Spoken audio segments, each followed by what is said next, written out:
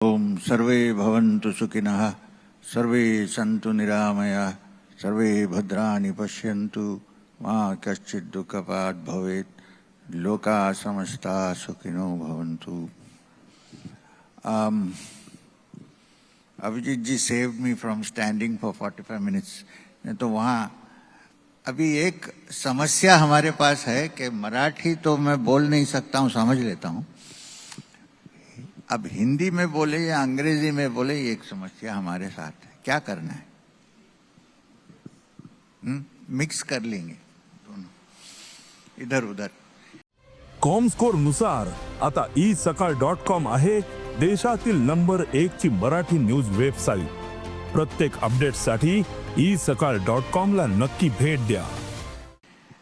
चलिए, तो ये समारोह जो यहाँ उद्घाटन किया गया कल से, हिंदी तो ठीक है, तो ये भक्ति और शक्ति दोनों मिलके जो संबंध है, इसके बारे में है ये पूरा जो समारोह।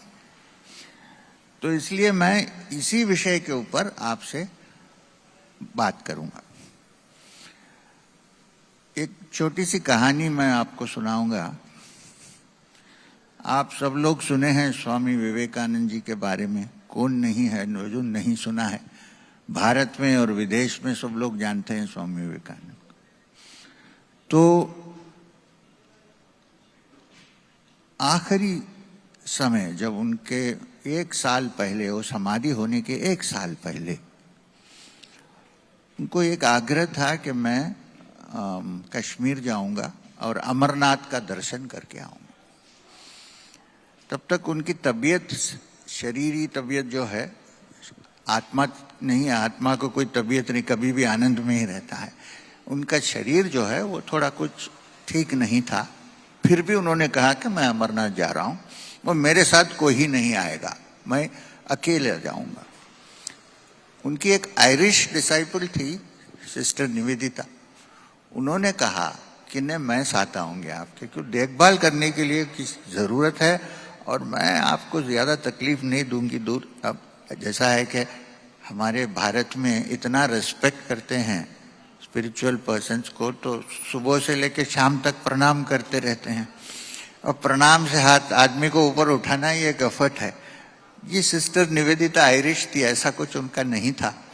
तो उसने कहा कि मैं आपके साथ आऊंगी। गए, अमरनाथ की यात्रा हो गई, वापस आए। वापस आके बेलूर मठ जा रहे थे, कलकत्ता। तो जब अमरनाथ से बाहर निकले तो उनके आंख एकदम लाल हो गए थे, और वो बोलते रहे, जोर से बोलते रहे, शिवोहम शिवोहम शिवोहम, मतलब मैं शिव हूं, मैं शिव हूं, शिवोहम। तो निवेदिता को, सिस्टर निवेदिता को थोड़ा सा डर लगा, क्योंकि किसी ने उनको कहा कि जब स्वामी जी समझ जाएंगे आप कौन हैं, पूरी तौर से जब उनको समझ में आ जाएगा कि मैं कौन हूं, तब वो शरीर छोड़ के जल्दी ही चले जाएंगे, बहुत दिन नहीं रहेंगे। तो उनको बहुत डर लगा।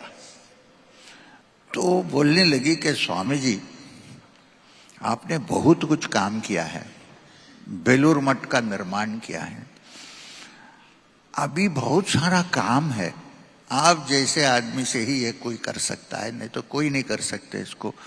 तो इसलिए, तो बोले क्यों बोल रही हो? बोले मैं इसलिए बोल रही हूँ कि मुझे डर लगता है, आप शिवोहम करके आंख बंद करके बोलते जा रहे हैं, ऐसा ना हो कि शरीर छोड़ दें, क्योंकि कौन करेगा ये काम, हमारे से तो नहीं होने वाला। तब तक बेलूर मठ तैयार हो गया था सब कुछ, मगर फिर भी उन्होंने हंस के बोला सिस्टर निवेदिता को, देखो तुम गलत सोचिए, तुमने सोचा कि मैंने कुछ काम किया, मैंने कुछ नहीं किया। तो बोली फिर ये सब क्या है? बोले वो दक्षिणेश्वर में एक काली बैठी है ना, मालूम है, जो ठाकुर की देवता है,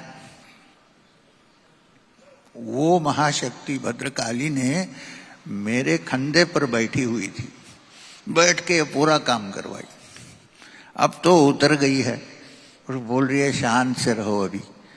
तो इसलिए तुम घबराए नहीं, मैंने कुछ नहीं किया। वो शक्ति जो वहां है दक्षिणेश्वर में, वो सर्वव्यापी शक्ति का रूप है। उन्होंने काम किया, ये शक्ति वहां से काम की, सिवाय मेरा कुछ नहीं, मेरा खाली भक्ति है। तो किसी ने कहा बट स्वामी जी हम तो आपको ज्ञानी समझते हैं, आप क्यों अपने आप को भक्त कहते हैं? तो उन्होंने कहा कि ठाकुर श्री रामकृष्ण परमहंस मुझे कहते थे कि तुम अपने आप को ज्ञानी समझते हो और मुझे भक्त समझते हो। एक्चुअली रिवर्स है, तुम भक्त हो और मैं ज्ञानी हूं। बहुत लोग सुने नहीं है ये, ऐसा हुआ। तो इसका मतलब है कि ये बैकग्राउंड उनका था, तो उनकी सारी जिंदगी ये थॉट प्रोसेस चलता रहा। वो क्या है? आत्मनो मोक्षार्थ जगत हिता है, चाहे आत्म की मोक्ष और जगत की हित, ये दोनों मिलके अगर होगा तब ही मनुष्य के लिए आगे बढ़ने का एवोल्यूशन जो है वो चलता रहेगा, नहीं तो बंद हो जाएगा। जगत का हित कर सकते हैं, मगर जब तक आत्मा मोक्ष का कोई चिंता नहीं है और भक्ति अंदर नहीं बनती है, तो वो जो भी आप करेंगे वो एक ईगोटिस्टिक अहंकार का काम बन जाएगा। वो साफ काम नहीं होगा, सात्विक नहीं होगा, तामसिक बन जाएगा। तब हमारे सारे मनुष्यों के अंदर 3 गुण हैं, वो है सत्व, रजस और तमोगुण। और ये भी बहुत खुशी की बात है, आनंद की बात है कि हम में सब शक्ति भी है। भक्ति है नहीं, ये खोज के समझना पड़ेगा। शक्ति तो है। जब शक्ति तामसिक गुण में, तामसिक गुणों से जब काम करती है तो उसको भक्ति नहीं कर सकते। वो शक्ति मटेरियल डेवलपमेंट की शक्ति है। जब वो शक्ति वापस सात्विक गुण से काम करती है तब वो भक्ति बनती है। अब एक बात मैं आपको बता रहा हूं कि भक्ति जो है अलग अलग किस्म की होती है। ये टॉपिक भक्ति और शक्ति का है, इसलिए मैं पहले दोनों एक्सप्लेन करता हूं। भक्ति जो है वो कोई उसको क्या बोलते हैं, उसको वो नेचुरल फीलिंग है, उसको कोई मैन्युफैक्चर नहीं कर सकता है। भक्ति है तो है, नहीं तो नहीं। उसको कोई मैन्युफैक्चर, हम कुछ भी करो भक्ति बनती नहीं है। भक्ति अंदर से आने वाली, जागृत होके अपने आप हो आने वाली चीज है भक्ति। और भक्ति में भी अलग अलग तरह की भक्ति है। ठीक है, अच्छा है। अब जो एक भक्ति है जहां हम लोग जाते हैं और मंदिर में अगरबत्ती जलाते हैं, दीप जलाते हैं, बोलते हैं अब मेरा एक नया प्रमोशन आ रहा है, भगवान या देवी वो हो जाए। एक तरह की भक्ति ठीक है। आम जनता हम लोगों सब इसी संसार में रहते हैं तो कभी कभी इसकी भी आवश्यकता होती है, ठीक है। दूसरा एक है, दूसरी टाइप की भक्ति होती है जहां हम कहते हैं कि ठीक है ये सब चलने वाली चीज है, चलती रहेगी, प्रकृति का काम चलता रहेगा, मगर मुझे एक स्पिरिचुअल गुरु चाहिए, उसके लिए सहायता करें। ये एक भक्ति होती है। मगर आप देखेंगे कोई भी भक्ति में हम चाहते हैं आनंद, हमारा डेवलपमेंट हो, हम आगे बढ़ें, यही हम चाहते हैं। और एक पराभक्ति जो है जिसमें भक्त खाली ये चाहता है कि भगवान का दर्शन हो जाए, कुछ नहीं चाहिए। बोलता है कि आप जो चाहिए ले जाइए, खाली दर्शन दे दीजिए मुझे, ये पराभक्ति है। अब ये बड़े रेयर चीज है, हर आदमी के पास ये होता नहीं है, मगर वो धीरे धीरे ही उस तरफ जा सकते हैं। सडनली एक दिन मैं उठ के सुबह में बोलूंगा मुझे कुछ नहीं चाहिए, खाली भक्ति चाहिए, और जब भगवान वो करने लगता है ना, डर लगता है, छोड़ देते, बोलते नहीं बाद में, अभी नहीं, 5 साल के बाद करता हूँ, पोस्टपोन करें। तो एक बहुत सिंपल सी एक बात है, वो क्या है, आप ये समझ लीजिए कि हर मनुष्य के हृदय के अंदर, हर मनुष्य के हृदय में एक भगवान का एक अंश, परमात्मा का एक अंश जो है हर मनुष्य का है, हर जीव के अंदर है। मनुष्य में स्पेशलिटी क्या है कि वो उसको रिकॉग्नाइज कर सकता है, एनिमल नहीं रिकॉग्नाइज कर सकता। तो इसलिए हम यूनिक हैं। मनुष्य यूनिक है इसलिए कि हम हमारे अंदर जो आत्मा का अंश है उसको हम जान सकते हैं, अनुभव कर सकते हैं, रिकॉग्नाइज कर सकते हैं। ये हमारा स्पेशलिटी है मनुष्य जीव का। अब अगर ऐसा है तो जो भी एनर्जी हमारे अंदर डेवलप होती है ये सब उसका सोर्स वही आत्मा है, बाहर से तो नहीं आ सकती है एनर्जी। और हमारे अंदर ये जो आत्मा की एनर्जी शक्ति जो है उसका सोर्स जो है उसका फ्यूल कभी खत्म नहीं होता है। आजकल तो देखते हैं पेट्रोल चला गया, डीजल चला गया, इलेक्ट्रिक फ्यूल आ गया है, फिर सोलर आएगा, फिर विंड एनर्जी आएगी। सोर्स चाहिए। हमारे अंदर जो आत्मा का सोर्स है वो निर्भर है, कभी भी खुला रहेगा, कभी भी चलता रहेगा। आप उसमें पेट्रोल डालने की जरूरत नहीं है, कोई फ्यूल डालने की। हाँ, एक चीज है, इसको समझ लेना चाहिए और हर रोज इसके बारे में कम से कम 10 मिनट आप आंख बंद करके सोचना चाहिए कि ये जो शक्ति जो हमारे अंदर है, जिसे सारा संसार चलता है, ये शक्ति हमारे अंदर आत्म के अंश के रूप में बैठी हुई है हमारे हृदय में। बस इसको 10-10 मिनट आप अगर सोचेंगे तो ये काफी है। सोचते नहीं है, कोई काम हम करते हैं तो सोचते हैं और मैंने इसको कर दिया। काम करो मगर मैंने कर दिया उसमें से निकाल दीजिए, तो वो भक्ति और शक्ति का मिलकर काम करना है। मैं आपको दूसरी एक कथा सुनाता हूँ, क्योंकि ज्यादा लेक्चर करने से आदमी बोर हो जाता है। मैं कहानी सुनाता हूँ। ये इसको मैंने सुना, लिंगायत मठ बहुत हैं कर्नाटका में, वहाँ एक बहुत सीनियर स्वामी जी हैं। अभी वो स्पेशल आदमी है, क्योंकि जनरली क्या होता है, लिंगायत मठ के स्वामी जी लोग कौन चीफ मिनिस्टर बनेगा ये डिसाइड करते हैं, पॉलिटिकल पुल है उनका। मगर ये बड़ा अच्छा आदमी है, ऐसे स्वामी नहीं है, ये बहुत स्पिरिचुअल आदमी है। वो कौन सी मठ के है मैं भूल गया, सिद्ध गंगा ऐसा कुछ है। चल, तो हम लोग पदयात्रा किए कन्याकुमारी से कश्मीर तक। तो उनके मठ में 2 रात हम रुके वहां। रात को उन्होंने, पहली रात को जो पदयात्रा मेरे साथ किए हैं उनको याद रहेगा कि उन्होंने असिस्टेंट्स को भेजा और सबका पैर का मेजरमेंट लिया। मैंने सोचा था कि ये पैर का मेजरमेंट क्यों ले रहे हैं, क्या प्रणाम करना चाहते हैं क्या सबका। दूसरे दिन सुबह में देखा सबको वॉकिंग शूज आ गए, वो अलग बात है।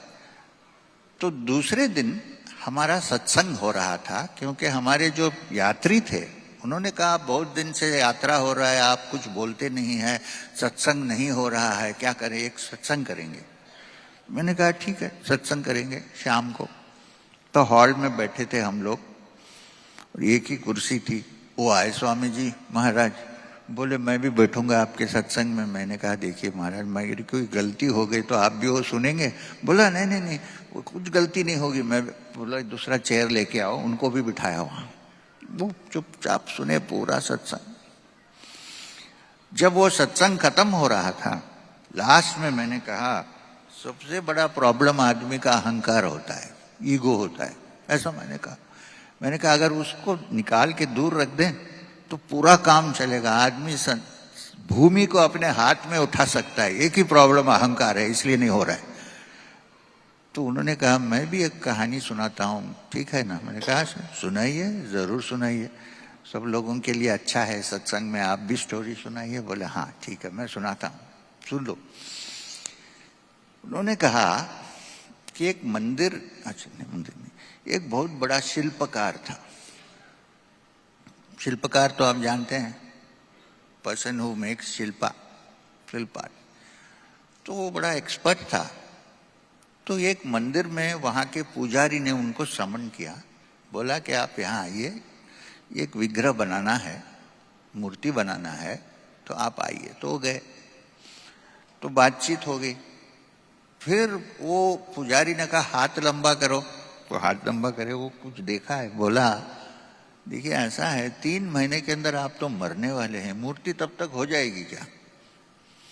तो उन्होंने कहा भाई आपने कहा 3 महीने के अंदर मैं मर जाऊंगा, आप तो इस मंदिर के कृष्ण भगवान की मंदिर है, तो तो आप पुजारी हैं, आपको कुछ हॉटलाइन होगा भगवान के पास, तो इससे बचने का क्या तरीका है ये सिखाइए हमें। तो उन्होंने कहा एक अच्छा तरीका है, मैं तुमको सिखाता हूं। तुम वापस अपने वर्कशॉप में जाओ, वहां आप जैसा ही और 2 विग्रह बनाओ। आप इतने अच्छे शिल्पी हैं, आपके शिल्प देख के लगता है कि नेचुरल है, कोई पता नहीं चलेगा कि शिल्प है कि आदमी है। तो आप 2 और बनाइए और उसके बीच में आप भी खड़े हो जाइए। जब समय आएगा मैं बताऊंगा आपको, तो आएंगे यमराज के दूत आएंगे आत्मा ले जाने के लिए उस समय। उन्होंने ये भी कहा कि वो जो हैं भैंस के ऊपर आते हैं, वो थोड़ा सा इधर थोड़ा वीक है उनका, तो वो आएंगे और फिर आपको ले जाने का श्रम करेंगे वो मुहूर्त में। अब उनको कंफ्यूजन हो जाएगा कि ये ओरिजिनल कौन सा है, ओरिजिनल को लेके जाना है ना, शिल्प को ले जाके क्या करेंगे, तो ओरिजिनल कौन सा है, वो इतने कंफ्यूज होके चले जाएंगे। वो मुहूर्त खत्म हो जाएगा तो चले जाएंगे। तो बोला ठीक है, आप जैसा कहे ऐसे बनाऊंगा। तो बनाए, तो मरने का समय आया, मुहूर्त, वो आए अपने यम के दूत, और वो वर्कशॉप में आके देखना शुरू किए कि इसमें ओरिजिनल कौन सा है। भाई लेके जाना है, मुहूर्त भी होने वाला है। कंफ्यूज होके चले गए, बच गया। वो यमराज के वहां जाके रिपोर्ट दिए कि सर हो नहीं सका, हम लोग आ गए, क्योंकि पता नहीं ये शिल्पकार ऐसा है, उसने और 2 बना दिया। अब हम ओरिजिनल कौन सा है आर्टिफिशियल कौन सा है हम नहीं पहचान सके, इसलिए हम आ गए। बोला ठीक है, 3 महीने के बाद उसका फिर मौत का मुहूर्त आ रहा है, तो तुम जाओ, तब तक जब जाओगे मेरे पास आना है, मैं एक मंत्र दूंगा तुमको, उसको लेके जाओ, तब हो जाएगा। बोला ठीक है। अब ये शिल्प बना के वहां लेके गया। पुजारी ने कहा एक बार तो तुम बच गए, अब दूसरे बार होने वाला है 3 महीने के अंदर। तो बोला क्या करना है, वही करना है जो तुमने पहले किया। बोला ठीक है। फिर गया वापस अपने वर्कशॉप में, और जब मुहूर्त का टाइम हुआ तो बीच में जाके खड़ा हो गया। तब तक यम के दूत आ रहे थे भूलोक में इसको ले जाने के लिए। तो गए, बोले या महाराज बोलिए कैसे करेंगे, आपने कहा ना कुछ मंत्र दीक्षा देंगे। बोला हाँ कुछ नहीं है मंत्र दीक्षा, कान में कुछ फूंक के छोड़िए। ठीक है, बोले समझ गए। तो गए वर्कशॉप में। यमदेव का इंस्ट्रक्शन ये था कि तुम खाली वहां जाओ और उसको इतना प्रेस करना शुरू करो। तो वो जाके बोले हो तुम कितने बड़े शिल्पी हो, क्या अच्छा बनाया, क्या सुंदर बनाया है। हाँ, वो लगता है कि नाक के अंदर से सांस आ रही है, ऐसा लगता है, नेचुरल है। और चमड़ा तो एकदम ओरिजिनल जैसा दिख रहा है। ये 2 मिनट सुना उसने, तीसरे मिनट उसको रहा नहीं सका, बोला मैंने बनाया। बोला चलो जाने का समय आ गया, हम लेके जा रहे हैं। तो ये है ना, कोई भी काम आप करते हैं डेडिकेशन से, वो जो अहंकार उसके बीच में से आप हटा के करेंगे तो अमृत ही बन जाएंगे। अमृत का मतलब क्या है, जो हम बना के खाते हैं वो नहीं है। अमृता मतलब मृत्यु नहीं। जो अंदर हमारी आत्मा है उसकी कोई मृत्यु नहीं, क्योंकि ना पैदा हुआ है। जो पैदा होता है वो मरता है। तो पूरे योगी, बड़े बड़े योगी, बड़े बड़े भगत जो भी काम इस संसार में किए हैं, वो अपनी भक्ति से और शक्ति से दोनों मिला के किए हैं। एक चीज, अहंकार को वहां से हटा के करे। अगर ये हो सकता है तो बहुत सारा काम होगा, मैं गारंटी देता हूं आपको। ये समझ लीजिए कि कोई भी काम होता है ये भगवान के हाथ से होता है, हमारे हाथ से होता नहीं है। हम खाली इसके इंस्ट्रूमेंट्स हैं। ऐसे समझ के हम काम करें तो संसार के लिए भी भला है, और इससे हमारी आध्यात्मिक यात्रा भी बड़ी जोर से आगे बढ़ेगी। ये गारंटी है, मैं गारंटी दे रहा हूं। देखिए आज हम लोग एडवर्टाइज नहीं करते हैं, मैं तो कुछ नहीं करता, आप तो जानते हैं। मगर जो भी काम हो रहा है, मैं कहता हूं कि महेश्वरनाथ बाबा जी, जिनके पादुका यहाँ हैं, महेश्वरनाथ बाबा जी और श्री गुरु बाबा जी का जो आशीर्वाद है, इससे काम चलता है। ये नहीं कि मैं काम नहीं कर रहा हूं। हार्डवर्क करने वाला आदमी, और पूछ लीजिए किसी से, कहाँ कहाँ भागता हूँ इधर उधर। 76 ईयर्स हो गए, मैं आज यहाँ कल वहाँ क्यों भाग रहा हूँ? इसलिए कि मुझे मालूम है कि ये काम जो हो रहा है ये मेरा नहीं है, भगवान से काम हो रहा है। तो इसलिए यही सीक्रेट है, कर्म योग का सीक्रेट ही है, सक्सेस का सीक्रेट ही है। भक्ति का अर्थ ये है कि हम समझ लें कि एजेंसी जो काम कर रही है वो भगवान की एजेंसी, हमारी नहीं। हम इंस्ट्रूमेंट्स हैं, व्हीकल्स हैं। अगर ये समझ में आ गया ना तो बहुत कुछ कर सकते हैं। और मैं खास करके यंगस्टर्स को ये कह रहा हूं कि आप साधना करना सीखिए, जिससे अपने अंदर जो आत्मा है उसका दर्शन और उसका अनुभव आपको हो जाएगा। जब वो हो जाएगा तो आपकी शक्ति, ऊर्जा, एनर्जी, वीर्य जो होता है वो अच्छे कामों में जाएगा, और वो इतना काम चलेगा कोई देख नहीं पाएंगे, किसी को समझ नहीं पाएंगे कोई कि ये कैसे हो रहा है। और इस देश के लिए और सारे संसार के लिए आगे बढ़ने के लिए, डेवलपमेंट के लिए यही दो चीज मिला के लेके चले। मतलब शक्ति चाहिए, मगर शक्ति सत्व शक्ति चाहिए। तामसिक शक्ति से कुछ होता नहीं है। शक्ति एकदम सत्व गुण से काम करेगी तो कोई चीज नहीं है जो हम नहीं कर सकते। अगर अहंकार, थोड़ा सा अहंकार होता है, अहंकार नहीं है तो हम कुछ भी नहीं कर सकते। अब मैं बोल रहा हूं, अहंकार का मतलब है फीलिंग ऑफ ईगो, थोड़ा कुछ होता है। मगर वो ईगो को जो है भगवान को सरेंडर करके अपना काम करें तो क्या बोलते हैं, गुड न्यूज आगे बढ़ेंगे। और इस देश में भी ये आगे बढ़ना है हमको, और हम आगे बढ़ेंगे तो हम एक एग्जाम्पल सेट करेंगे। जैसे पुराने जमाने में ज्ञान प्राप्ति और आध्यात्मिक वैज्ञानिक दोनों ज्ञान के लिए लोग सारे संसार से यहाँ आते थे। नालंदा, तक्षशिला, कितने बड़े बड़े विश्वविद्यालय थे हमारे पास, सब लोग यहाँ आते थे। अब हम लोग हार्वर्ड जाते हैं, इधर जाते हैं, उधर जाते हैं। ठीक है, जाना अच्छा है, कहाँ भी ज्ञान मिलेगा, लेके आना अच्छा है, मैं ये नहीं बोल रहा हूँ। मैं बोल रहा हूँ अगर ये कॉन्सेप्ट शक्ति और भक्ति को मिला के, अहंकार को उसर से थोड़ा सा बदला के रख के आप काम करेंगे ना, तो एक जमाना ऐसा आएगा, मैं आपको गारंटी कर रहा हूं, सारे संसार से लोग ज्ञान प्राप्ति और विज्ञान प्राप्ति और आत्म मोक्ष की प्राप्ति के लिए यहां आएंगे। ये भारत में आएंगे। मैं कह रहा हूं ये फ्यूचर विजन भारत का यही है कि बिल्डिंग की जरूरत नहीं है, पेड़ के नीचे बैठ के सीखेंगे। वो जमाना था जब दक्षिणामूर्ति खाली बढ़ के पेड़ के नीचे बैठे और खाली हाथ ऊपर उठा के ऐसा दिखाया, कुछ बोले नहीं पर सब समझ गए। ये हालत फिर वापस लाना है, तभी हम अपने आप को विश्व गुरु कह सकते हैं। नहीं तो विश्व गुरु कह सकते हैं मगर इसमें सच नहीं है। सच ये है कि जब हम ये स्थिति पे पहुंचेंगे, जब ज्ञान प्राप्ति, भक्ति और शक्ति की प्राप्ति के लिए लोग सारे संसार से यहाँ आएंगे, बोलेंगे एक जगह है भारत, वहां जाओ, तब कोई हमें दूसरे देश से हथकड़ी पिना के बाहर नहीं छोड़ेगा। क्यों? हम अपने स्ट्रेंथ में रहेंगे। बस मुझे इतना ही बोलना था, ज्यादातर बात करने से कोई फायदा नहीं है।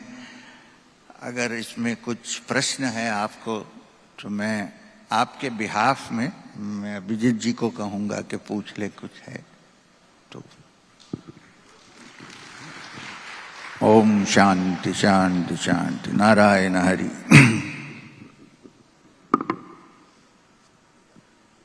ये जो भक्ति शक्ति का जो ये व्यासपीठ आपने जो लॉन्च किया है, तो उसकी जो पूरी ये जो संकल्पना, जो प्रेरणा है, वो सिर्फ और सिर्फ गुरुजी है, श्री एम सर ही है।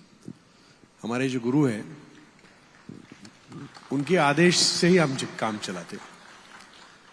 तो जो भी उन्होंने सिखाया है, तो एक कोशिश है कि ये इसका जो प्रचार है, जो मैसेज है सर का, जो गुरुजन का मैसेज है, वो हम लोगों तक पहुंचाए। तो सर ये जो भक्ति शक्ति का ये जो व्यासपीठ है, आपने जैसा कहा कि भक्ति और शक्ति ये तीनों टाइप के हैं।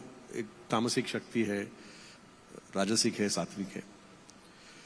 अगर हम प्रैक्टिकल लेवल की बात करें, अभी यहाँ पे 21 पादुका है, महेश्वरनाथ बाबा जी की भी पादुका है। तो पहला सवाल तो ये कि आप जब इस जर्नी में थे, कौन से तो जन्म में आप शायद हमारे जैसे रहेंगे, तो ये जो आपका जो प्रवास था पूरा, इसमें आपको जब गुरु मिले, क्या तभी से ये इस रास्ते पे हम चल सकते हैं, या जिनके पास गुरु नहीं है, अभी यहाँ काफी लोग रहेंगे कि सोचते रहेंगे कि भाई मुझे भी काश आपके जैसे गुरु मिले, या गुरु का जो महत्व है, ये सारे भक्ति शक्ति ये सब समझने के लिए और प्रैक्टिकल लेवल पे आने के लिए। तो आपका पर्सनल एक्सपीरियंस क्या है, और जो लोग हम इस रास्ते पे जाना चाहते हैं उसमें गुरु की जो आवश्यकता है और उनका जो कंट्रीब्यूशन है, उनका जो आदेश है, उनकी जो सीख है, वो अगर हम हमारे जीवन में आचरण में नहीं ला सकते, तो ये हम भक्ति शक्ति के रास्ते पे हम चल सकते हैं क्या? इतना कहूंगा कि जब हम अब जो प्रवचन हुआ, अब तो उपनिषद कहते हैं उपनिषद में कि अयम आत्मा प्रवचनेन न लभ्या, प्रवचन से आत्मा नहीं मिलता है उपनिषद में कहा जाए। मगर फिर भी प्रैक्टिकल पर्पसेस के लिए जो है, वो हमने जो अभी डिस्कस किया, जो सत्संग हुआ, उससे बहुत सारे पॉइंट्स लोगों को मिले होंगे डेफिनेटली। आपने कहा कि मैं एक जमाने में आप जैसा, हाँ, कोई भी मनुष्य जो है वो बड़े हम्बल बिगिनिंग से ही स्पिरिचुअल बिगिनिंग से ही शुरू होके फिर ऊपर आता है, और कहीं ना कहीं जब वो मैच्योर होने लगता है और लगता है कि अभी गाइडेंस की जरूरत है, नहीं तो नहीं होने वाला पर्सन, तब मेरा अनुभव है कि आध्यात्मिक गुरु जो हैं वो कभी भी शिष्य के खोज में ही है। शिष्य गुरु की खोज में नहीं है।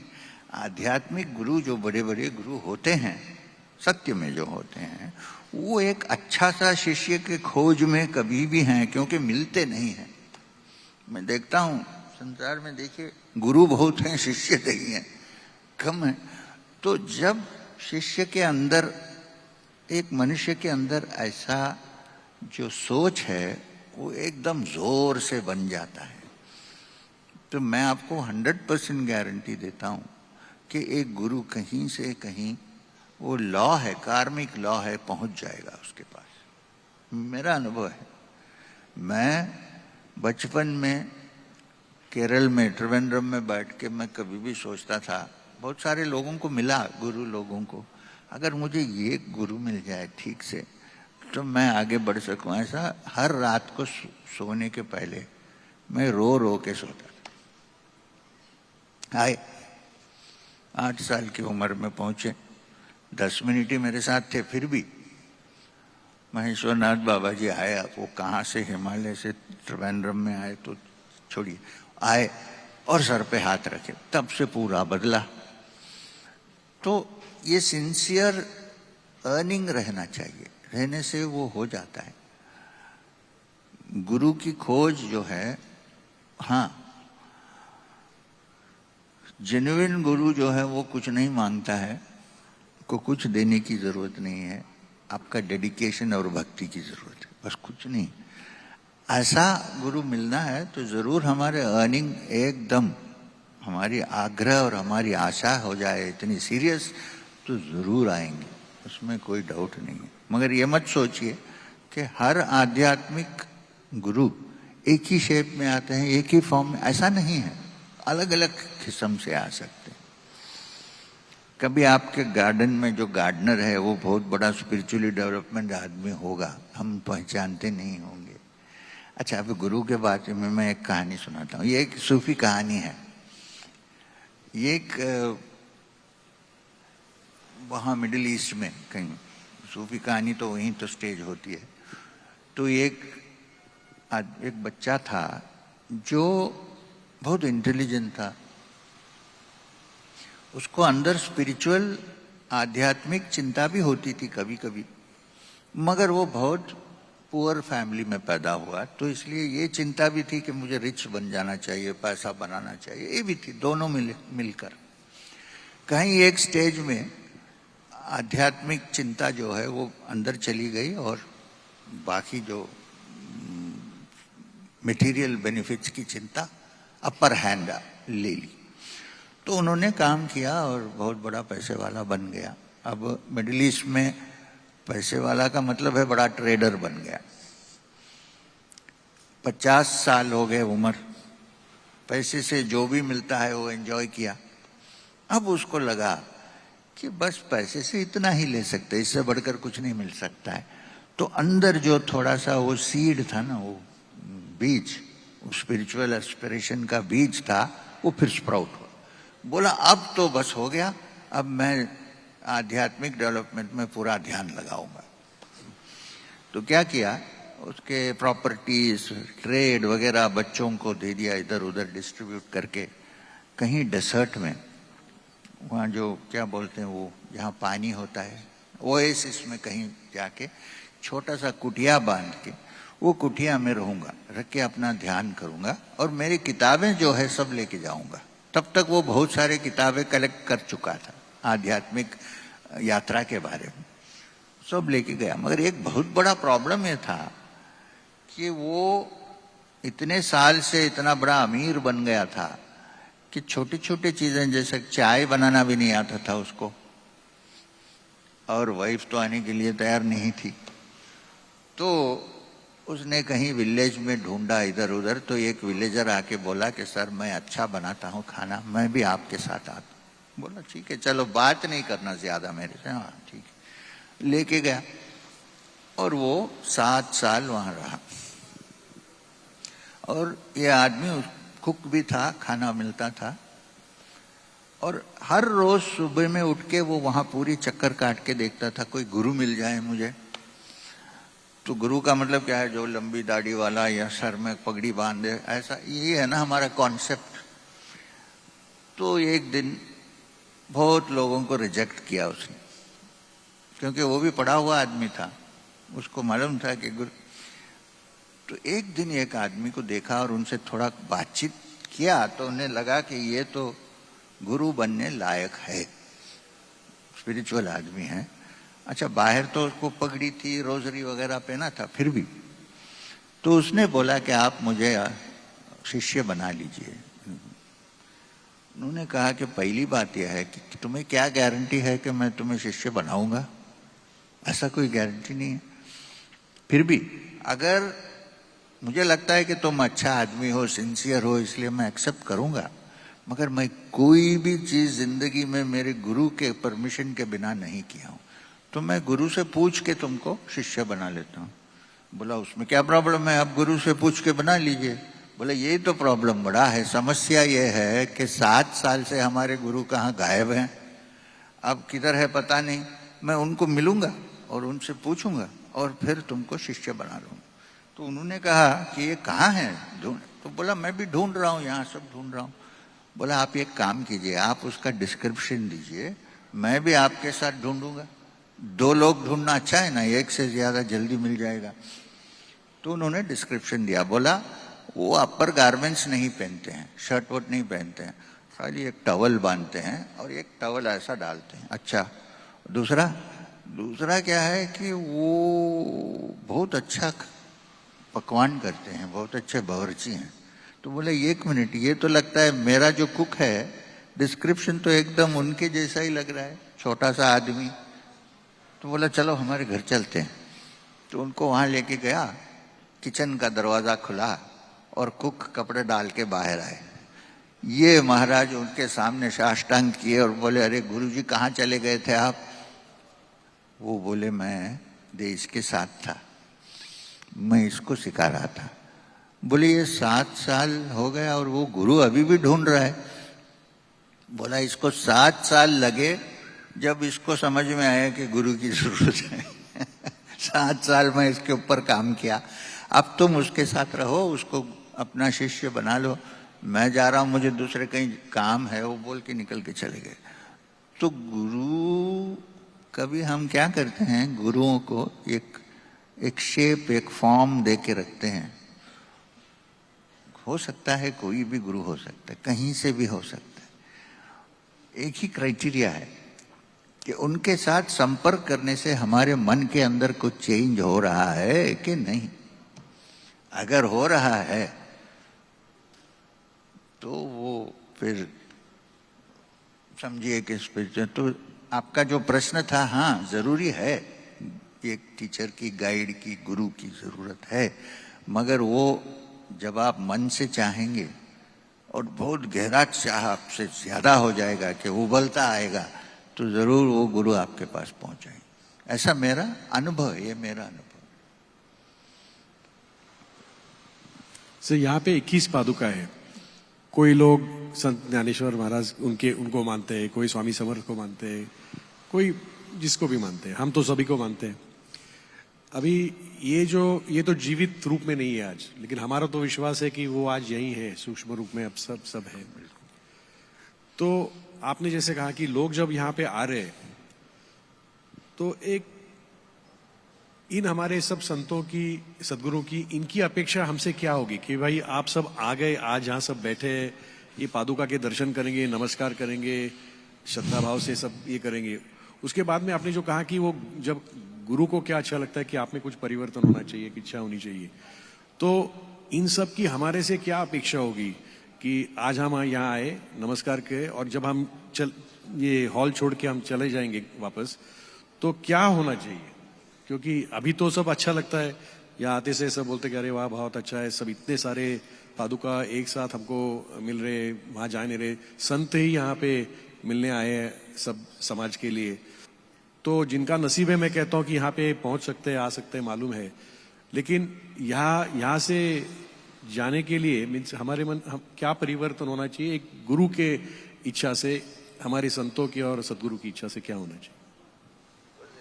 है कि जो महायोगी, महागुरु, बड़े बड़े लोगों की जो पादुका यहाँ रखे हैं, उनकी टीचिंग्स के बारे में थोड़ा सीखें। क्योंकि आप जाएंगे तो उसको साथ ले जाएं।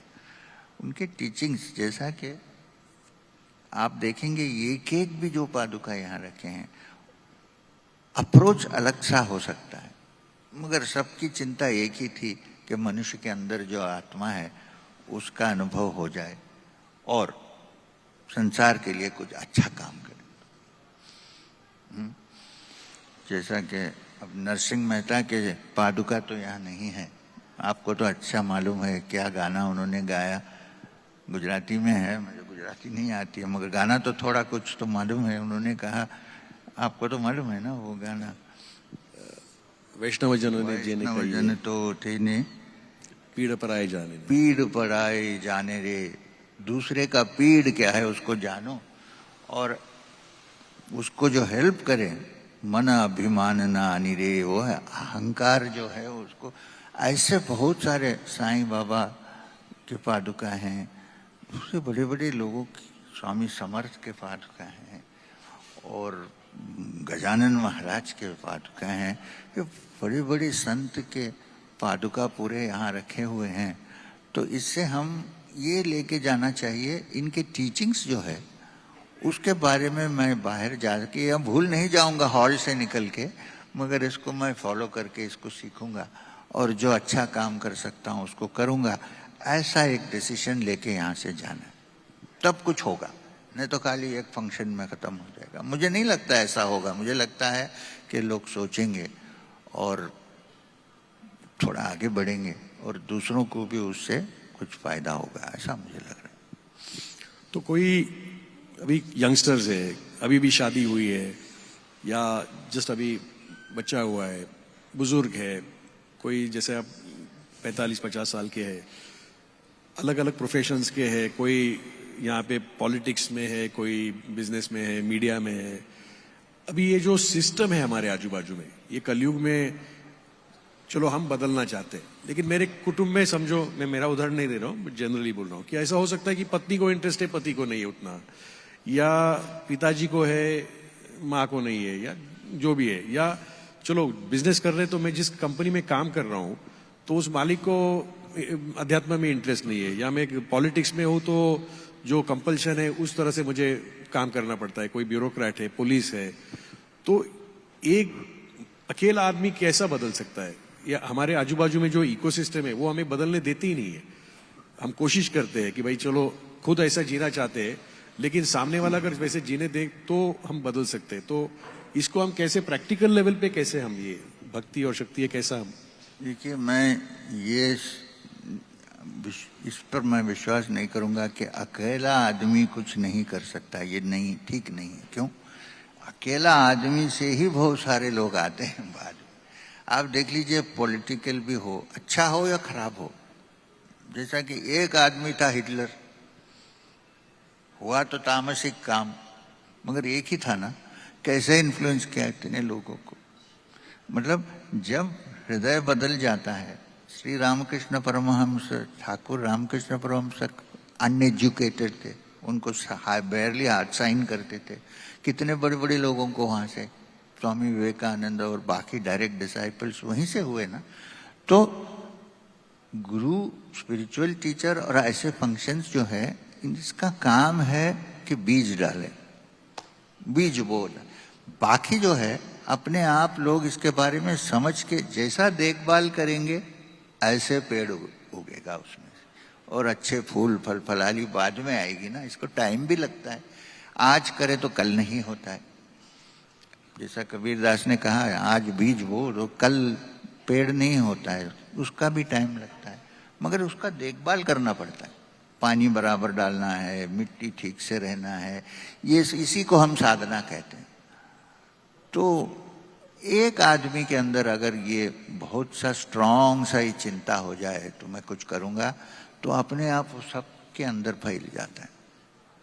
ये आत्मा और मन की जो है वो स्वभाव है कि एक सीरियस थॉट है तो वो फैल जाता है। जैसा कि पॉप म्यूजिक होता है, एक आदमी खड़ा हुआ है, 2-3 लोग स्टेज पे खड़े हैं, थोड़ी देर में देखिए सब लोग का माइंड एक ही तरह जम गया है। ऐसा ही सत्संग में होना चाहिए। सत्संग का मतलब यह है कि सब लोग का मन जो है वो एक ही फ्रीक्वेंसी में लेके आना है। उसके लिए एक आदमी चाहिए जिसका स्ट्रॉन्ग फ्रीक्वेंसीज है, जो भी नेगेटिव है उसको ओवर रूल कर सकता है। ऐसा होने से इसका इन्फ्लुएंस हर आदमी के अंदर होता है। जितना होता है उतना बढ़ता है। सत्संग बहुत इंपॉर्टेंट है, और उसके साथ सत्संग का मतलब है संग। तो लोग जुड़ जाते हैं और एक संगम बन जाता है, तो उसका स्ट्रेंथ डुप्लीकेट कहीं नहीं कर सकते। मेरा तो पूरा विश्वास है कि अगर आदमी जुड़ जाए तो काम हो सकता है। इंस्पिरेशन एक आदमी से आ सकता है, मगर वो ऐसा स्प्रेड होता है कि सबके अंदर लगता है कि मैं ही इंस्पिरेशन हूँ, दूसरे के ऊपर भी डिपेंड करने की जरूरत नहीं है। ये मेरा अनुभव है। मैं जब बाबा जी के पास गया, मैं तो सोचा कि एकदम मूर्ख आदमी हूं मैं, मुझे कैसे ट्रेन करेंगे, ऐसा मैंने सोचा। हाँ, कभी कभी मुझे बुद्धू भी बोला बाबा जी ने, कभी ठीक है छोड़िए, मगर धीरे धीरे वो बदल गया। मैं जैसा उनका मन था ऐसा ही धीरे धीरे मेरा भी बनने शुरू हो गया। तो ये फ्रीक्वेंसी से होता है। मुझे लगता है कि सच है कि जब हम ध्यान करते हैं, हमारी फ्रीक्वेंसी और आपकी फ्रीक्वेंसी जब एक ही लेवल में, वेवलेंथ में हो जाती है, तो हम जो कर रहे हैं आप भी कर सकते हैं। ये इसका सीक्रेट है।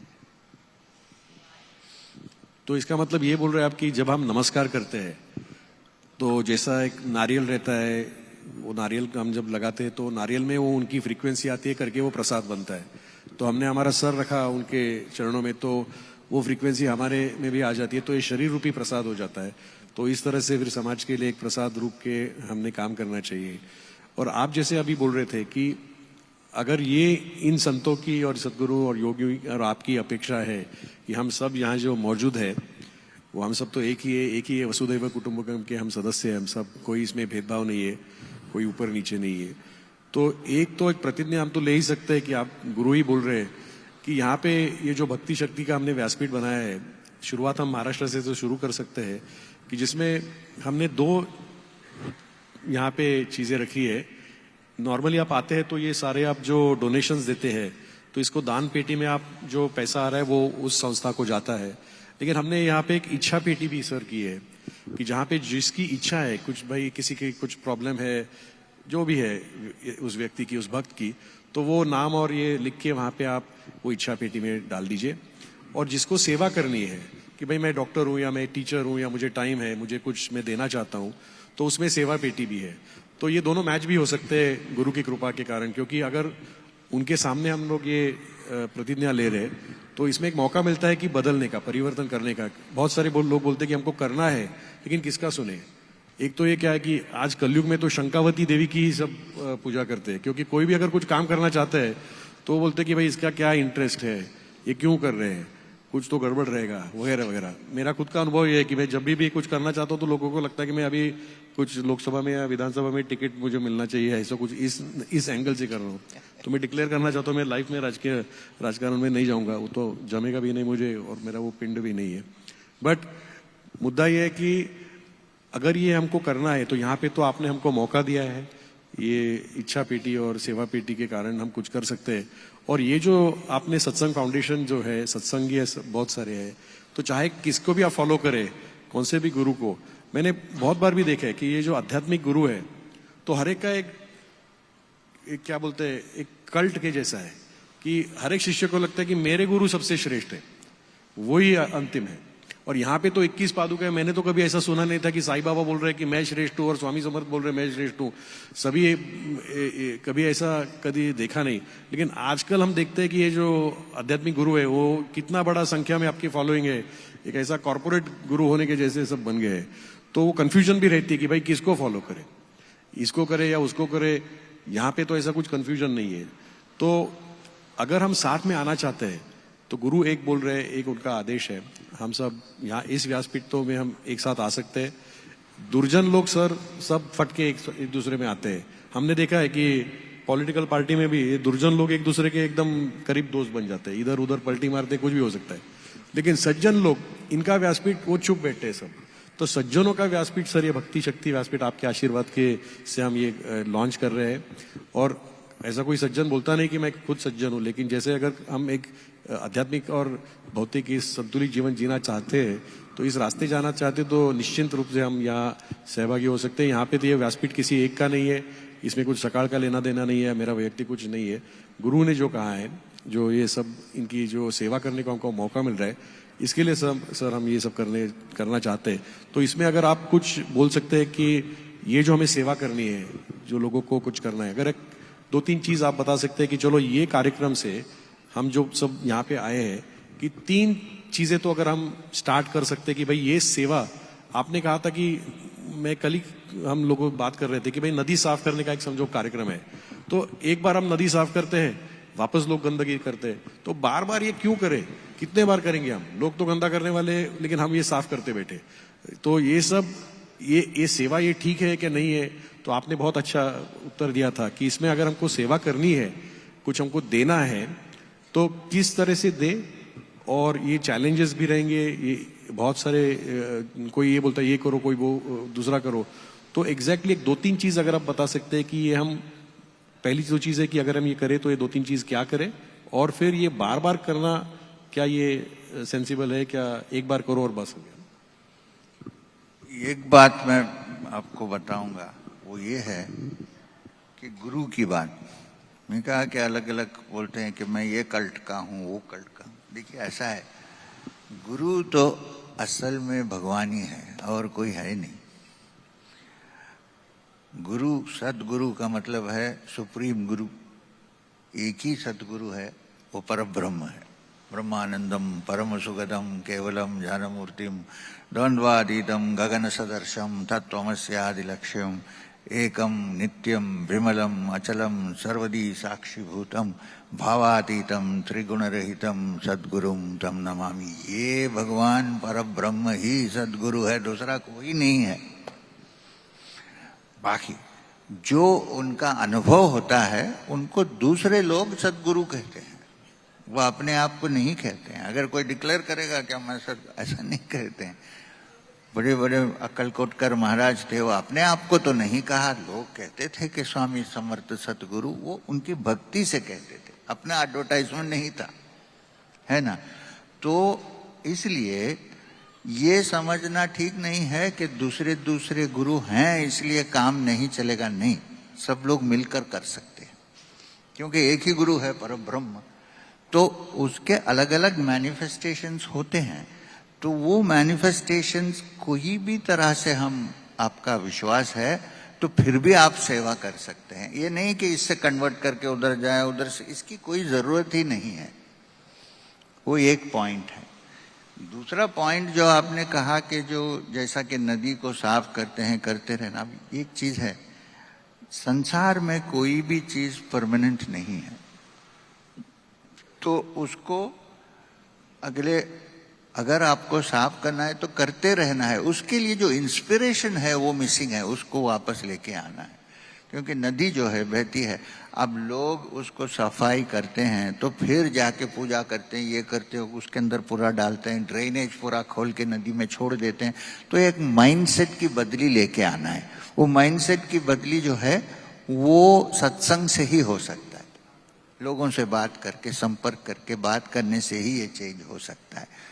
और करते रहना, ऐसा नहीं कि नहीं करना है। जैसा कि हम सुबह में उठ के, नींद एक तरह की मौत है, मृत्यु है, तो हम सुबह में उठते हैं तो दांत क्यों घसते हैं, मुंह क्यों धोते हैं, क्यों?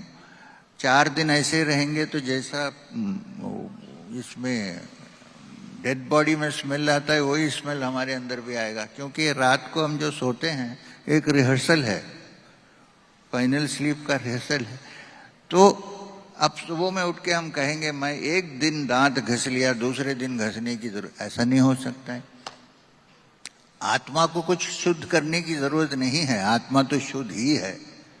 मगर बाहरी जो चीजें हैं, जो प्रकृति है, उसको जितना हो सके हम शुद्ध करके रखना है, वो जारी रखना है। वो एक दिन में नहीं होने वाला, उसको जारी रखना है। तो एक ही चीज है कि होप नहीं छोड़ देना है कि ये मैंने इसको साफ किया, सब लोग फिर उसको गंदा कर दिए। तो आम जनता के अंदर ये थॉट प्रोसेस होना है कि हम मिलकर काम करें और इसको जिंदा रखें। हमारे पास इतने नदियां हैं बहुत बड़े। अब देखिए, पुराण में कहा जाता है कि पहले गंगा को संसार में लाने के लिए भागीरथ ने तपस्या की। तो बाकी स्टोरी नहीं कहूंगा मैं पहले से कहां से, मगर जब तपस्या की और गंगा जी ने कहा कि मैं स्वर्ग से भूलोक पे आ रही हूं, मगर मैं नहीं आ सकती हूं, तुमने बहुत तपस किया है, मैं जानती हूं आना अच्छा, मगर नहीं आ, क्यों? एक उसने कहा कि मेरा फोर्स इतना रहेगा, मेरी शक्ति इतनी रहेगी कि जब मैं उतरूंगी तो इस भूलोक को मैं द्वार करके मैं उस तरफ से निकल जाऊंगी, मेरी इतनी शक्ति है। तो उसको सॉल्व किया भागीरथ ने, कैलाश में जाके तपस किया और महादेव को कहा कि ऐसा ऐसा है, आप कुछ कहिए। बोले ठीक है, बोल दो कि मैं अपने जट में लेके धीरे धीरे छोड़ूंगा, उसके डर की जरूरत नहीं है। अब ये महादेव का जो प्रोसेस है ना, इसका मतलब आध्यात्मिक प्रोसेस है, परमात्मा का प्रोसेस है। कितनी भी शक्ति हो उसको हम डाइल्यूट करके जैसा चाहे ऐसा यूज कर सकते। हो गया। फिर गंगा ने कहा, भागीरथी ने कहा कि देखो तुम्हारे भूलोक में इतने पापी लोग हैं, रोज हर रोज मेरे स्नान करेंगे मेरे पानी में, मेरे जल में, तो मैं बहुत अशुद्ध हो जाऊंगी। तो भागीरथ ने कहा ये आती है हिमालय से, महादेव वहां बैठे हैं और इतने बड़े बड़े योगी हैं हिमालय में, एक योगी अगर स्नान करेगा तो 1 मिलियन लोगों का पाप खत्म हो जाएगा, तो इसलिए आप आइए। इसलिए गंगा आई हुई है। अब ये गंगा की बात है, ऐसे ही हमारे पूरे नदियां हैं, तो उसको हम साफ करके ठीक करके रखना, ये हमारा ड्यूटी समझना चाहिए। तो उसके लिए जो भी हो, जितना हो, वो करने की जरूरत है। और इंस्पिरेशन आध्यात्मिक रहना है, काम बाहरी रहना है। तो जैसा उपनिषद में कहा गया है, आत्मनो मोक्षार्थ जगत हिताय च, दोनों साइड बाय साइड अगर चलेगा तो हमारा भारत भी बदल जाएगा, संसार भी बदल जाएगा। ये मेरा कन्विक्शन है, स्ट्रॉन्ग कन्विक्शन है। फेलियर को कभी मत देखिए, उसको दूर रखिए। और मुझे लगता है आप यू आर ऑल्सो यंग, आपसे भी यंग लोग भी यहाँ बैठे हुए हैं।